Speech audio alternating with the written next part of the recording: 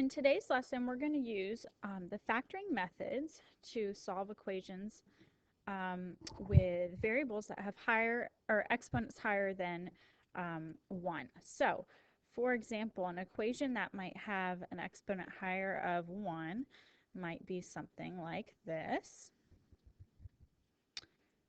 Well, that one won't solve, but anyways, here we've got an exponent higher than 1. So we'll look at how to solve for x in a scenario like this.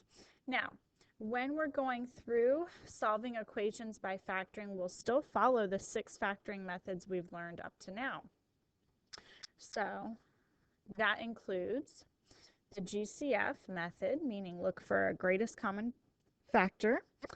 That then we would look for grouping.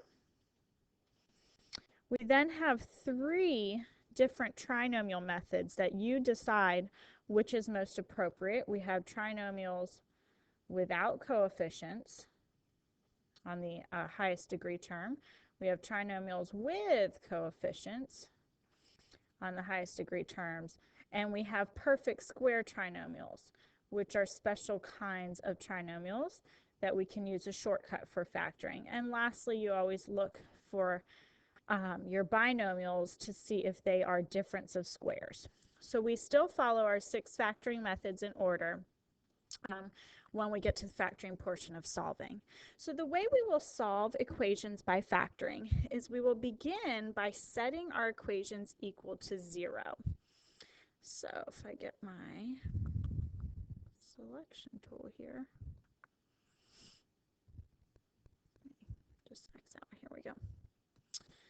So we'll start by setting our equations equal to 0. So if I'm starting with 6x squared minus 5x equals 6, and I'm looking for the value or values of x that would make this equation true, then what we'll do is first set our equation equal to 0, which in this case means we need to subtract 6 from both sides to bring it to the other side of the equal sign.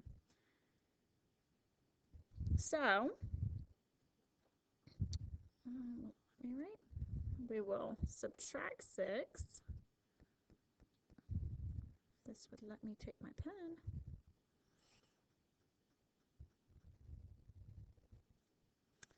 From both sides. Okay, so we get 6x squared minus 5x minus 6 equals 0. Now that we are set equal to 0, we're going to look at just the left side of our equation and factor that portion of the equation.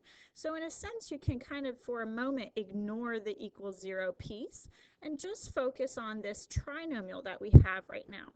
So with trinomials, remember that to factor a trinomial with a coefficient, we'll multiply the coefficient by the last term's coefficient. So 6 times negative 6 is negative 36. We want factors of that would add up to our middle term's coefficient of negative 5. So here we can use negative 9 and positive 4 as our factors. So from here, we will break apart the negative 5x into negative 9x plus 4x. Now throw your grouping symbols in to factor by grouping. So we'll pull out the greatest common factor of each pair. So in these first 2, we can pull out a 3x, and in the last 2, we can pull out a 2. We want to check that our signs will make sense here. The first one's positive, the second is negative.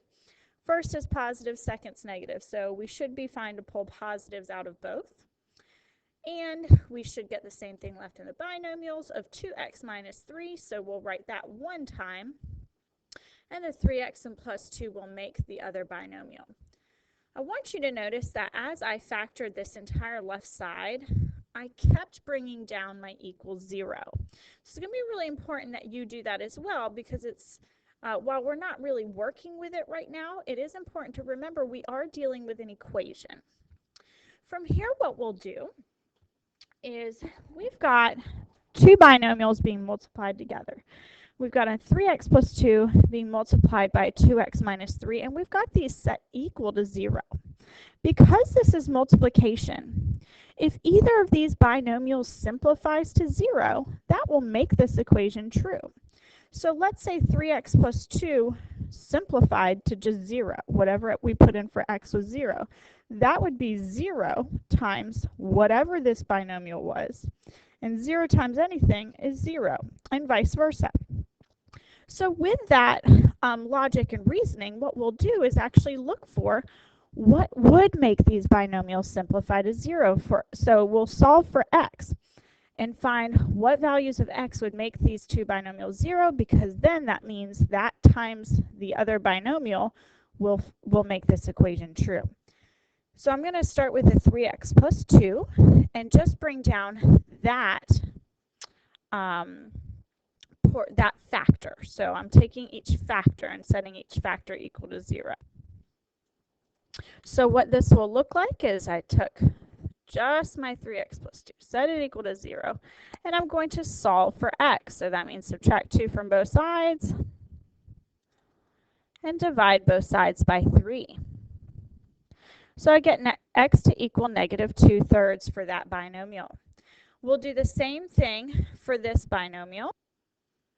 So I will add 3 to both sides, giving us 2x equal to 3, divide both sides by 2, and get x equals 3/2. So these are the two possible solutions for x that would make this equation true. If I were to put negative 2/3 in for x here and here, in this binomial, 3 times negative 2/3 simplifies to negative 2. Negative 2 plus 2 is 0. That gives me 0 times a number. If I put 2 times negative 2/3 in, I'm getting negative 4/3 minus 3. And so 0 times anything equals 0, and it's true. And the same happens if I put negative 3 or positive 3/2 in, what we got for the other, for both x's. That would make this binomial 0, that one a number. 0 times a number is 0. So these are the two solutions that will work for solving for x. So when you are finished, you will finally write your answer, and we're going to mostly be writing our answers and solutions for x in set notation, which means x is equal to the set of these two possible values. And so you just include them in some curly brackets like that. So those are the two values for x. Now, when you're done solving for the values for x, you can quickly check them if you'd like in your calculator, just as we always check solutions, where we could store x as negative 2/3 and then type our equation in, hit enter, then store x as 3/2, type the equation in, hit enter again. So remember in your calculator scratch pad, let's see if I can get this to work, we would.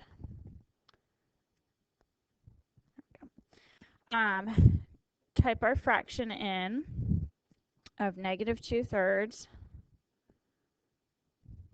Takes me a little longer with this clicker. And we're going to control store that as x and hit enter just to store it as x in our calculators. And now we're going to type in the very original equation we were given of 6x squared minus 5x equals 6 and hit enter. You should get true right here. And then we can do the same thing but with 3/2. So now I'm going to store x as 3/2. It always remembers the last thing you're storing it as.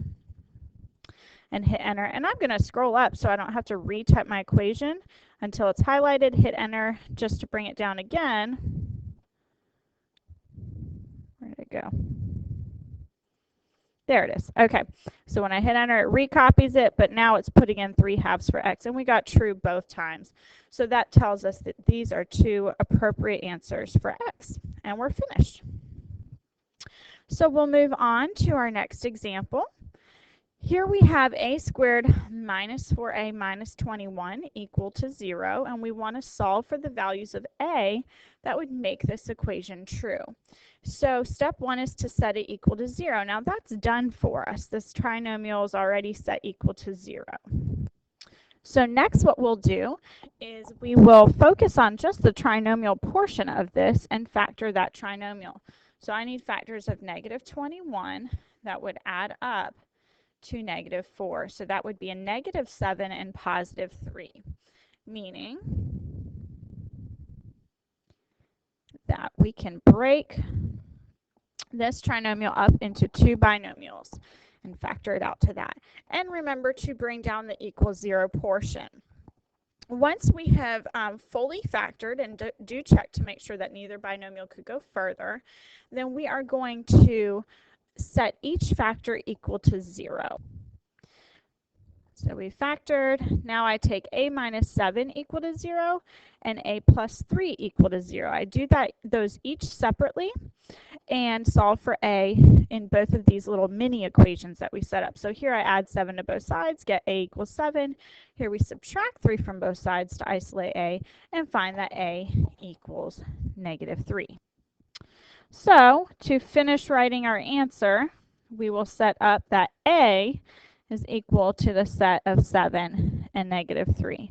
Once again, you could store a as 7 and a as negative 3, typing in your original equation in your calculator to confirm that you get true both times.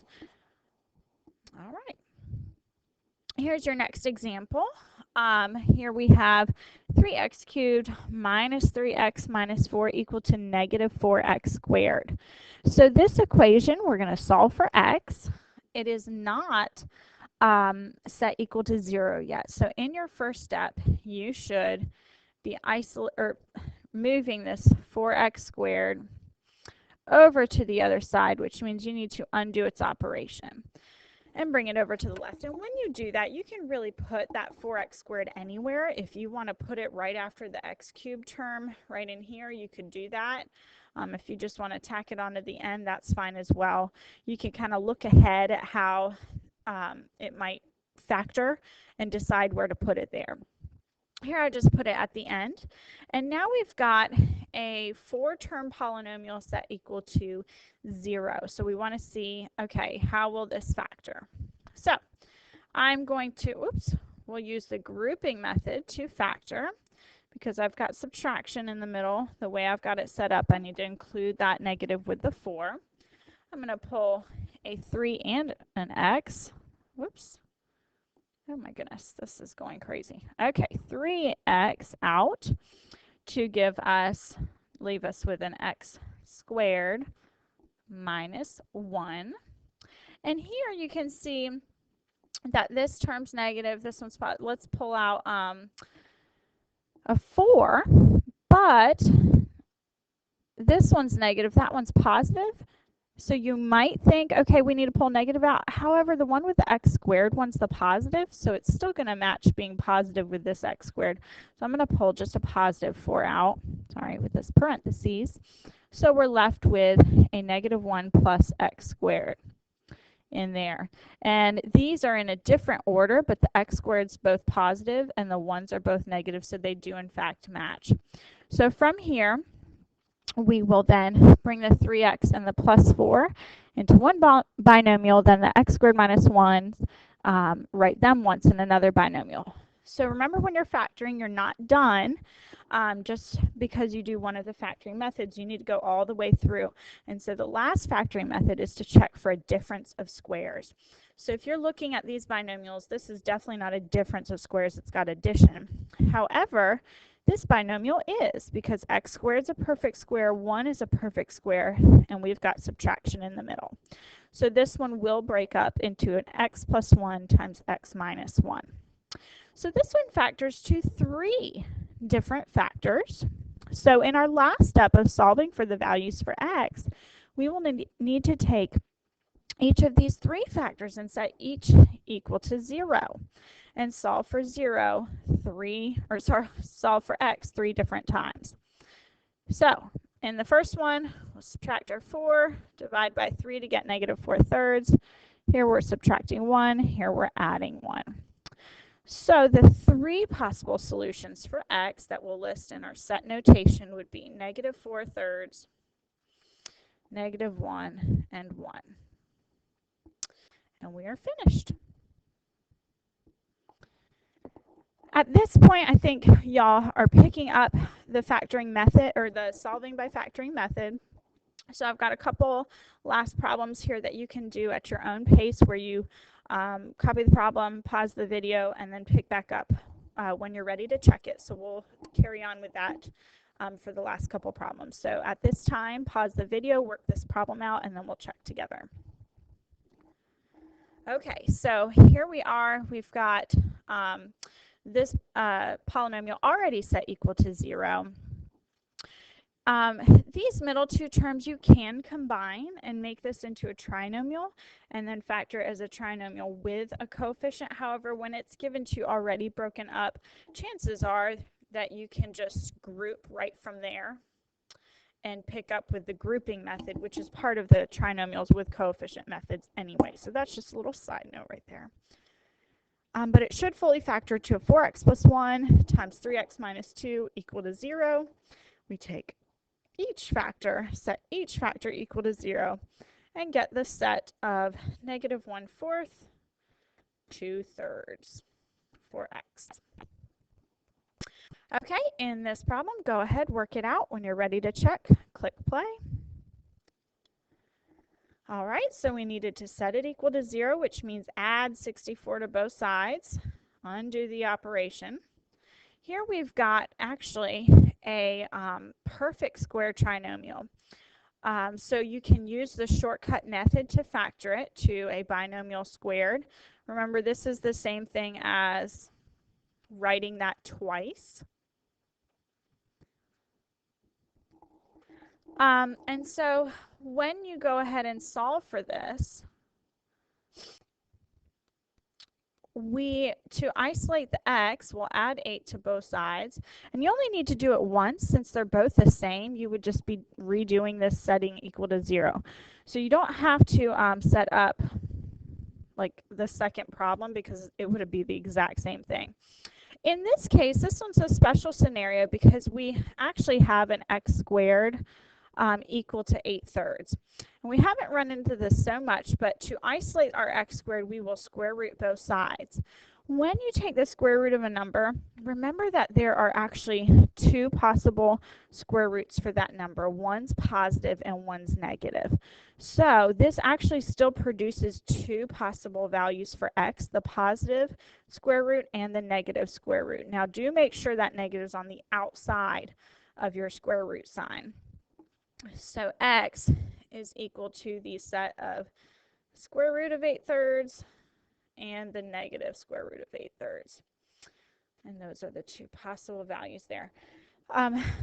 This may not make a whole lot of sense with a fraction like 8/3, but if you think about taking the square root of something like 25, we could do 5 times 5 to get 25, but you could also do -5 times -5, also giving you positive 25. So those are the two possible square roots for 25 there.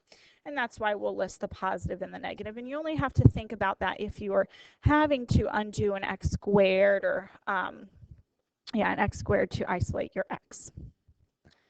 All right, and here's our last practice problem.